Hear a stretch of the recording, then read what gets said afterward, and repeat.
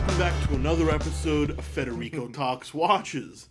Today, I'm joined by my business partner, John. How you doing, man? Good. How are you doing, Fed? I'm chilling. The Del Rey boys. It is time to talk about SIHH. We have to. And this is my video, so I made a list of 3 brands that I thought killed it. Killed it. And 2 brands that I thought should have stayed home.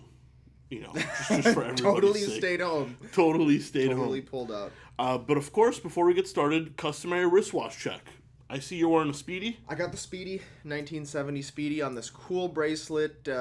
Love it. But I see you have a Speedy too. 1990 Speedy. And just to clarify, I don't do Speedy Tuesday. Total coincidence. Today's Tuesday? Is today Tuesday? Yeah, today's Tuesday. Today's Tuesday. Why do we do this? I don't even know. We're so cliche watch, guys. And also, a little announcement, guys. We just came back from the watch show. So go check out delraywatch.com. Oh, yeah. Where we uploaded a ton of cool stuff. Yes. Vintage IWC. Yes. Gerard Perregaux chronographs. Just a whole lot of stuff actually in the lower price points. The Martin Braun is so cool for $1,000. Yeah, you guys have to go. And also, if you enjoy John's channel, link in the description below. Check me out. Go subscribe to him, John P. But anyway, man, so every year, you know, we got 2 major watch fairs. We have SIHH, which is the Salon International Haute Horlogerie. I can't even do That was French. pretty good. Dude, I can't. Better than me. I just say, a watch show. And we have Basel World. Basil. So, you know, SIHH just happened. Yes. Mainly Richemont brands with a few sprinkled in. You know, not all Richemont, but that's how it started. You know, AP joined now, GP, yes. A few of the independents. And I gotta be honest, overall, not really wowed this year. What do you, I mean... I agree. I am not wowed. I can't remember what the releases were last year. Honestly, I don't know if you can remember them all, but I know that it's substantially worse, significantly worse than last year, grossly worse than last year, at least in my opinion. And there's nothing mid-tier, you know. Usually you get some sprinkles of mid-tier. What do we have? It's mainly high-end stuff. Yeah, and so it's alienating for many, I feel. I would agree with you. And actually, so the way I'm going to do it is I've got 3 winners, 2 losers. I guess I'll start with a winner. You didn't make this list, but you tell me what you think of the brands. Yeah. So first, I'm going to start with Montblanc. You're kidding. You know what? Here's the thing. A lot of people react like that.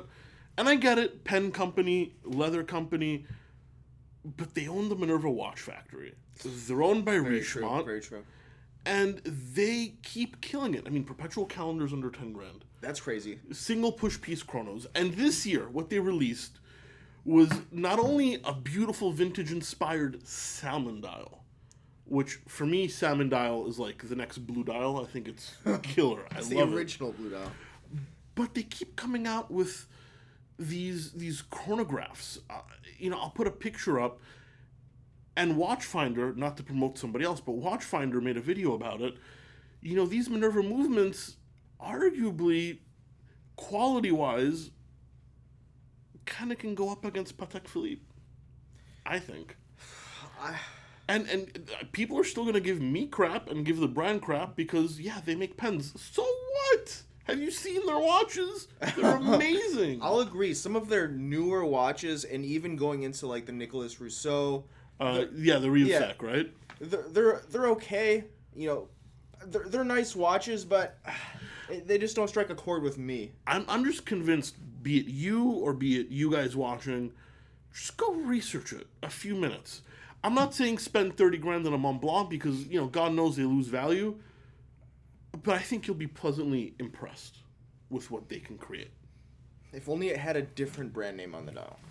Fair enough. And that's, you know, snobbery's in all of us. I mean, I'm not going to deny it. I wouldn't even call it snobbery. It's just realism. It's just the alternatives, dude. For 30 grand, we're talking serious. We're talking Pateks. Yeah, we're talking FP Jordans, for sure. Yeah, we're talking Kerry Voudoulian almost. Doesn't mean I can't love a Mont Blanc. You can love it, but would you spend your first or last, or any $30,000 on it? Probably not. But I still think they killed beautiful. it. I think they made beautiful watches.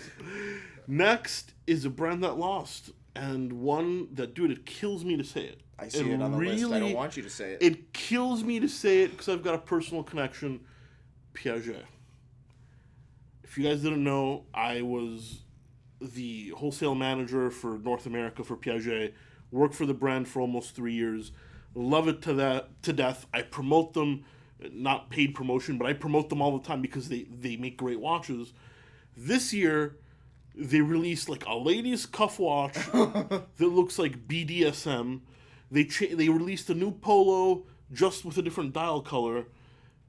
I mean, what was even the point of them building that like $100,000 booth at SIHH? They didn't release shit. Nothing. The thing is, so they had $100,000 booth, but what else could they have done with $100,000? Produce 3 more watches to sell in their store? Yeah, but it's not the. I mean, it's not the point. They didn't make an effort.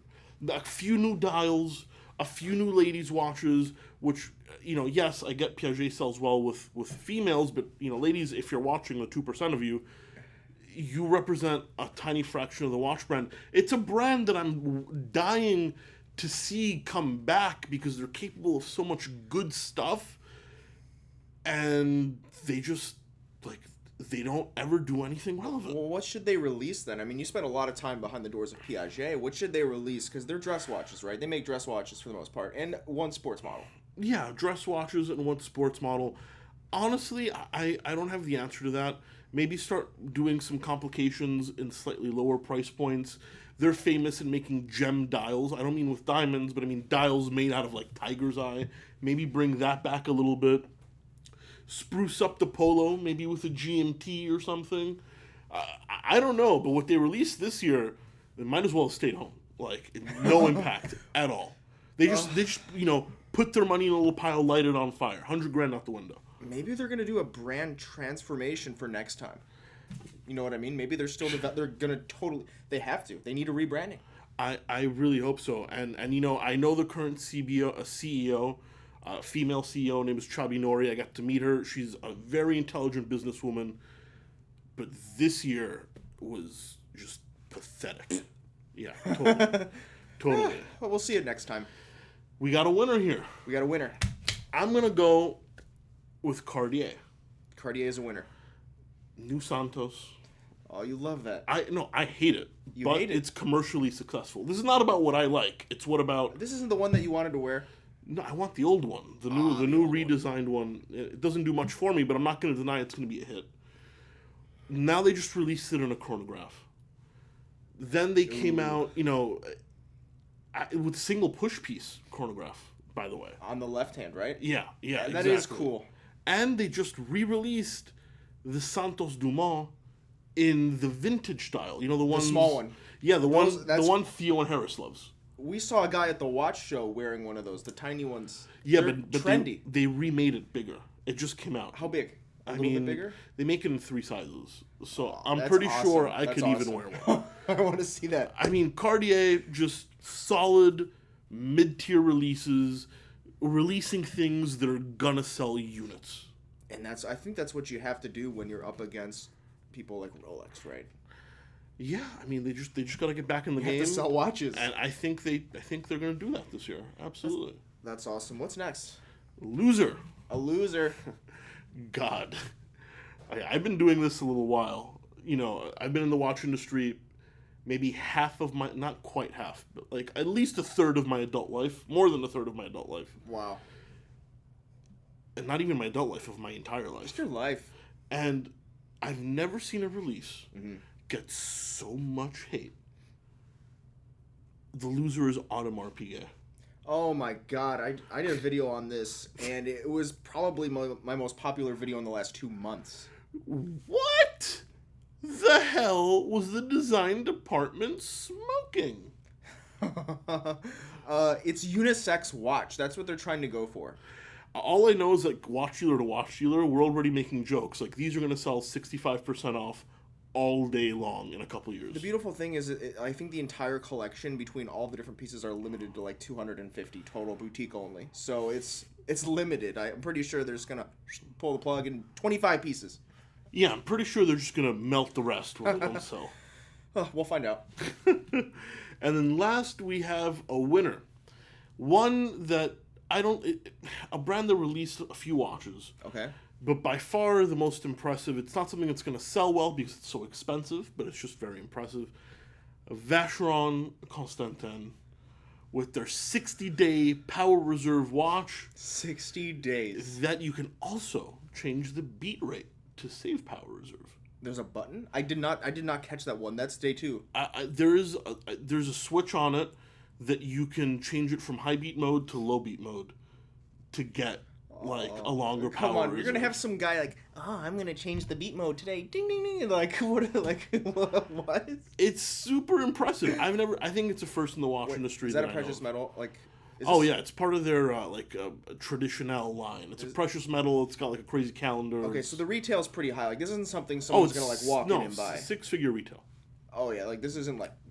No. But the fact that they can do it, because see, SIHH, you do 2 things. You either flex and you show what you can create, or you make like commercial releases, or you can do both as well. But I think this one, as a watchmaker, super impressive stuff. That's actually really amazing for the guys that are into horology. Yeah, absolutely. I mean, which I imagine is most of us that are like, that are, at least if you're watching. You need to be a watch guy to buy a watch that lets you basically change the gears out. Yeah, essentially. With a button. But yeah, I mean, then there were a few other brands. I mean, Richard Mille. Oh, Richard Mille has balls. They released a watch with pieces of candy on the dial. It actually has little pieces of candy on the dial. I mean, not actual candy, but like little pictures of candy. The Bonbon collection. Are they the new Romain Jerome? I don't know. I mean, they're. You love it though, don't you? I don't typically like Richard Mille, but the fact that they were that like risk taking enough to release a watch with pieces of candy on it and people loved it. You know, I think the people that buy Richard Mille, they're generally a little out there anyway. I don't want to say, because Richard Mille has real like watchmaking pedigree. They make great watches, so I think they're gonna sell regardless. But anyway, guys, those are this is my video rather of the winners and losers of SIHH. What do you think? Leave a comment in the comment section below. Please don't forget to like and subscribe if you enjoyed the content. It really does help. Guys, thank you so much, and we'll catch you in the next one. Take care.